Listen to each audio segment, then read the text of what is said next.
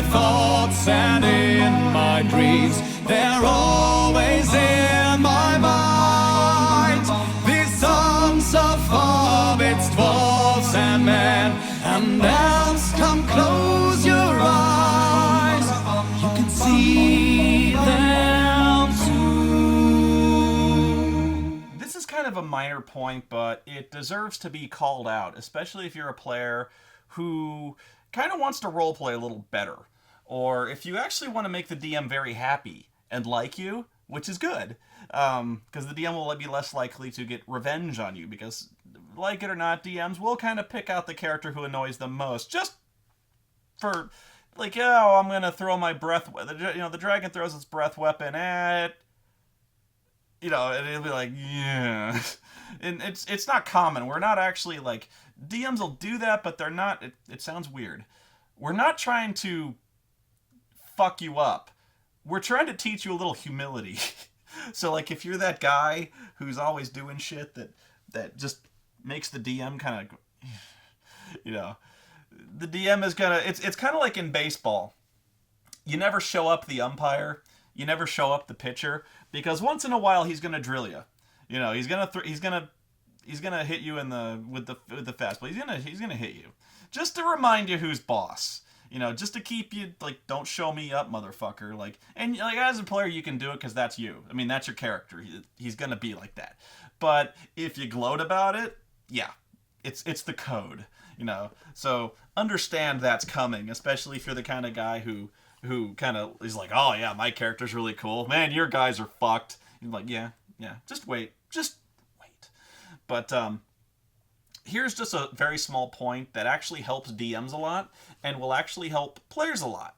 Because oftentimes what happens, especially if a player fails, this always happens once in a while, where, like, okay, let's say that somebody steals their stuff and they want to find out who it is. And so in the adventure, there's like 3 ways they can do it. One is to follow their tracks. Another is to what's another way? And let's say they fail that one. They're like, okay, who has tracking? And of course, the only guy who has tracking is the ranger. And he's like, I'm really good at this. I got a plus 19 to the fucking roll. So you're like, well, these tracks are really hard to find. You need a 25. Of course, that's when the guy rolls a 2. And so it's like, fuck, I screwed it up. And so you're like, well, you don't find the tracks. And of course, that's the DM's only plan. It's like, oh, to find, so, okay, who has knowledge nature? Because that's kind of the same, only not, but it's kind of like tracking. Like, what tracking is, so roll that. And, like, the only guy who has that is the wizard, or the ranger will, of course, have that, and they both fail. Just, it'll happen. And so then you're like, oh, fuck. Knowledge local? Because, like, you might know where the guys might be likely to hide out. Somebody roll local knowledge. I got nothing else. And so, like, they'll roll local knowledge. Of course, they fail. And so you're like, well, adventure's over. You couldn't find it. So, trust me, this happens not in every game, but at least once in a group. They'll be like, fuck. Can you guys do nothing right? So the DM the DM all of a sudden will be like, how do I, you know what? On one of the bodies you find a map, and the map has a big X on it. Like, the stupidest thing to get the guys back on track, to save the campaign any fucking way. Even if that point is just like, okay, you know what, Ranger, you came close, you find it, But there's a really good way to kind of help the DM out and help yourselves out and actually open up a lot of opportunity for adventure. Because believe it or not, DMs will actually do kind of side quest material. There's actually a lot of hidden stuff that DMs will sometimes come up with. Or if you're going through like a pre-published encounter, like, here's a decent example. Like, this is Hackmaster, but there was a D&D one called Keep on the Borderlands, which are like, they're not adventures, they're settings. Like, this is Keep on the Borderlands is like, it describes a castle and the entire landscape around it. So what it does is it gives you a map. It's just like a sandbox, like sandbox adventuring, where they go towards this keep on the borderlands, and they're just kind of turned loose in this environment. So it describes all the people in the keep. It describes everything that's in the keep. All the buildings, all the stuff that's in specific locations around the map. And so they're like, there'll be some kind of hidden temple devoted to some kind of swamp god or something like that. And it's there so long as they just go there and find it. But they have no reason to go out there unless they're systematically exploring the entire region, which some might do. But usually usually characters are just looking for like a kind of point A to B quest, because that's normally how DMs roll. Is there's a very specific way they gotta go, and players usually understand that. They'll rebel occasionally, but they know what the deal is. So they're not used to sandboxes. DMs actually kind of want that sometimes. So here's the advice, especially for really social characters, like if you've got a bard or some guy who's really like streetwise thief. Don't forget that's who you are. Use your streetwise. Don't just be like, the DM will oftentimes have to prompt you to do it. Like, you can't find this guy, this merchant you're looking for, and sometimes the rogue will be like, I got streetwise, so I use that. Which is a really bad way to explain it. Like, I just use streetwise. Like, what do you mean? You know a lot about the streets, so you just try to think, or like you ask around. Where do you ask around? Think of how you want to use this, because DMs really like it when you find some way to descriptively apply your skills, not just like, I use streetwise. No, tell us how you use streetwise, because that actually helps the DM and it helps you. It helps role-playing, and it actually gives you a setting to go adventure in. Because, like, let's say, here's the advice. Whenever you go into a town, say, I go to the inn or I go to the tavern and I ask around if there's any local rumors. That's it. It's so simple, and it's so uncommon anymore. It used to be this really awesome thing that everyone would do, is they go to the tavern and they would shoot the shit with the tavern, the innkeeper or whatever. They'd be like, so what's going on around here? Just do that. Go to the bar and ask the DMs will be like, I love it. So like, because here's what happens. It helps the DM inform the players. They've got all sorts of flavor text they want to read, because they're like, oh, I wrote this shit. I spent a lot of time on this location. So like, there's really interesting NPCs around here, and the innkeeper was a former knight until he took an arrow in the knee, but now he's got all these rare magic items. If only people would ask him about it, Or there's lizard men who have been coming out of the river, and they've been antagonizing the local farmers, but they wouldn't know that until you ask about it. And all of a sudden you've got calls to adventure, you've got plot hooks, you've got a reason for the players to just go somewhere and find a clue to something. And players will like it because they'll think there's magic items at the end of this fucking rainbow. And there could be, if you make the DM happy. So just say, I asked for rumors. This happens, in fact, in tons of published adventures. If your DM is the kind of guy to run out of published adventures all the time, that's one of the first things that's listed in the book when you go into a town. There's like a 20-item list called Random Rumors Around Town. So like, when the players ask the guy for rumors, he rolls his d20 and he tells you a rumor, which oftentimes it can be true or false. In fact, it says in the book if it's a true rumor or not, because they're not all true, but they're all worth following up on, because there's usually something to get. It's like in an MMO, to use a really poor example, but like, it's kind of those things where you do, not fetch quests, but some guy will be like, I heard in that windmill over there's some kind of ghost. That's a rumor. And so you'd be like, wow, that is cool, a ghost. We should check that out. And whether there's a ghost or not, they've got an excuse to go someplace and do, even if it's something embarrassing, like they knock on the door and some guy in the windmill is like, what the fuck are you doing? And they're like, is there a ghost here? And he goes, no. And he closes the door. Still, it's something they can talk about. It gives them an excuse to flex their skills. They can prepare for something. They get to fight a ghost or a monster they'd never ordinarily fight. There could be a rumor like, I hear there's a monster in that lake, but it's undead. And so the players will be like, no, we're not going near the water.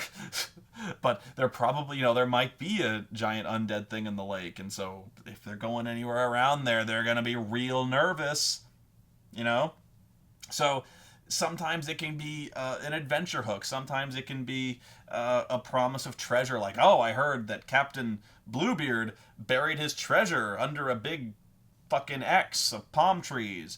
So they'll be looking for that.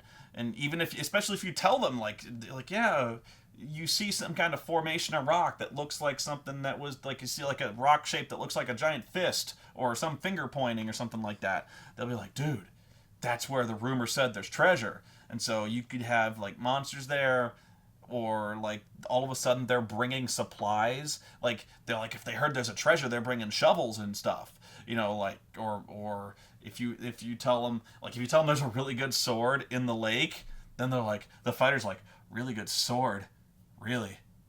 Is it, how good? And the bartender's like, I don't know, but I heard it's, like, covered in jewels, and the fighter's like, really?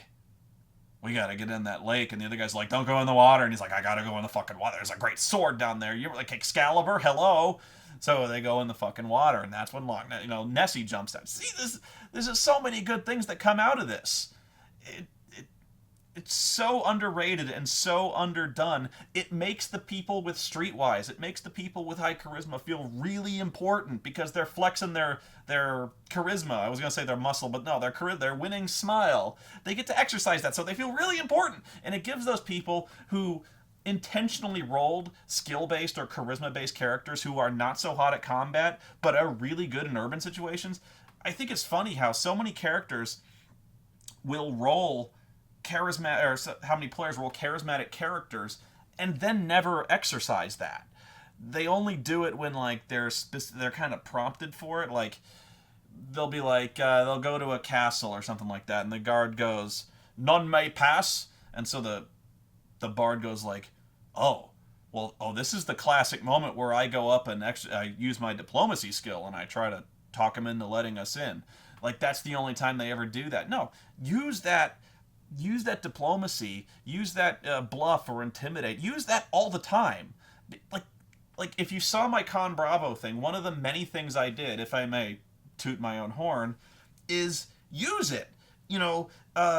Bluff all the time. If your bluff is really good, like, go to the inn and be like, claim you're somebody else. Like, it's like, dress really well and claim, like, oh, I'm Baron von Heidenreich, and I demand your finest room, or like, I demand food or something. Like, have some kind of crazy demand, like, since if you comp my drinks or something like that, I'll tell everyone around town this is my favorite tavern on the Citadel or something like that. Come up with something. Come up with really, like, be Fletch.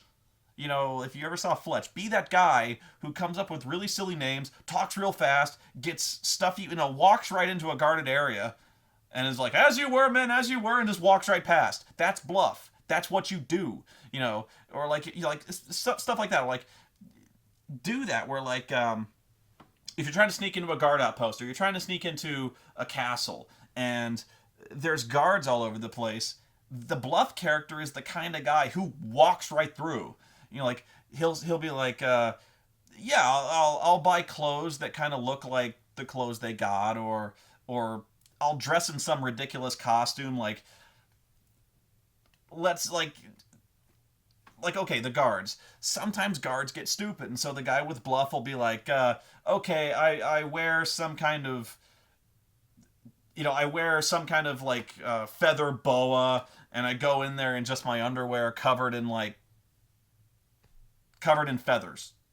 And you're like, that's so fucking stupid. And you're like, watch this. And so, like, you go to the gate and you look all embarrassed and you cover your face and you're like, oh my God, what did I do last night? Oh, I'm sorry I'm late, guys. I gotta go. You walk right past them. You roll your bluff. if you succeed, the DM will be like, that's fucking brilliant. Because if you saw a dude covered in feathers wearing a feather fucking boa, with like a smiley face and a mustache drawn on his penis, you're not gonna stop that. You're not gonna get in his way. Well, usually not. And so, like, if the guy just talks real fast and he's like, "Oh my god, I gotta wash this. Oh, sorry, I'll be right." That's bluff. That's really good. So use that. If you're buying something, don't ever do this. When you're buying something, don't just say, "I haggle." Don't do that, because DMs are like, roll the die, you fail. On your own, come up with haggling talk. I know haggling is kind of a dead art, but don't say something like, I don't suppose there's any way you could ask for less. Like, that's really stupid haggling. Come up with something. Like, haggling is oftentimes acting insulted. So, like, if the guy wants 20 gold pieces for the potion, you go, 20? For that swill, I wouldn't pay 15 for that.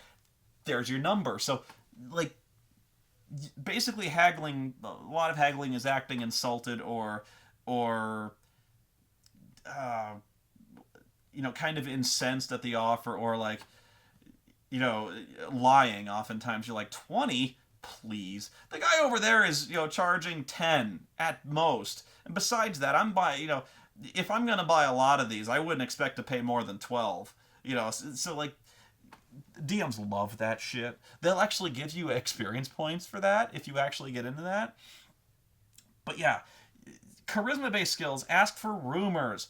Bullshit with the tavern keeper, because you will get so many opportunities. The DM will be so happy. He will be throwing treasure at you. It's a chance to unlock EXPs. It's a chance to fight really cool monsters. It's a chance to go into dungeons you never would have explored before. It's a chance for DMs to fix shit they screwed up. Like if for some reason you didn't find some critical clue, or you didn't meet some kind of NPC, something he forgot. If you don't have an item that he thinks will be important in the coming adventure, he'll help you out if you do stuff like that. So, it kind of started off with just the advice of asking for rumors, but that's really use those social skills that you have, because again, you'd be so surprised how many people take them and don't use them, or if they use them, they just say something like, the guard says, "None shall pass, I'm afraid, without a writ from me lord." And the guy goes, "I use diplomacy." That's so fucking stupid. DMs are so bored by that, and characters are so boring when they do that. Don't just say, "I use diplomacy," or "I intimidate the guy." Do something intimidating. Like say, "Nobody talks to me like that. Who the hell are you?" Like, something, like, doesn't even be that intimidating. Just say something angry, or like, rip a book in half, or like, punch something hard. Like, punch the guy next to you. Like, "Ah, damn it! I am not used to being disappointed like this." Or the bluff character is like, you're not letting anybody in. "Don't you know who I am? I am Lord Carnavash." Something like that. Say something like, "Don't you recognize this?" I don't know. Just come up with shit. That's what bluff is. Claim to be someone you're not. Dress in some ridiculous costume, and because seriously, the more ridiculous you make it, the more bluff works. If you saw that dude walking down the street, he's like, "I gotta use the the feather boa scenario," or he's covered in some kind of green paint, something weird, or something really atrociously stupid, and the guy runs past you like, "I gotta use the bathroom." You're like, yeah, he's definitely got to use the fucking bathroom. That's bluff. Bluff buys you a little time. Now, when they figure it out, or they try to check up on the weird guy with a feather boa, you're going to be in for a chase or a fight, but it buys you time to ransack some dude's desk, or search in the barracks, or even disappear. You can hide somewhere, or open a door and let the other guys in. Something like that. It's not always the thief's role or the bard's role to act like a thief and climb a wall or pick the lock. oftentimes I call it the Bardic knock spell. This is another thing my bard would do, and I didn't do it at the Con Bravo thing. You'll run into a locked door, usually in an inhabited area. Not even then, like in a dungeon, you know. And there's a locked door, and the thief will fuck it up. He'll fuck up picking the lock, or even if it's trapped, the thief will be like, "It's trapped. I don't want to disarm it. It looks really tough." And my bard will go, "No problem. I'll use the Bardic knock spell." And he's like, "Yeah, dude, you got a knock spell?" And I go, "Yeah, the Bardic knock spell." So they stand back and they're like, "Please." And I go, "Sorry, Oreo." My character just walks up and knocks on the door. Here's what happens. Then you punch the guy in the face and walk in. That's the Bardic knock spell. So, you know, it actually is fairly easy. You can actually gain surprise that way by announcing your presence. When they open the door to see who it is, you clock them in the nose. You've surprised them. That's the Bardic knock spell. I just gave you a free one. You know, in fact, I'm going to do a video on that, dirty tricks that I've learned over the years. You'd be stunned how often that works. You know, especially in cities, because oftentimes you're going places you shouldn't be. Like, if there's a guy in an inn, he's locked himself in, or you're trying to get in some kind of barracks, or you're trying to get into a thieves guild, or some place that, you know, some criminals are hiding out in a warehouse, or something like that. Anytime you're going somewhere you shouldn't be, sometimes the funniest way to do it, or, you know, sometimes one of the easiest ways to get in is to knock.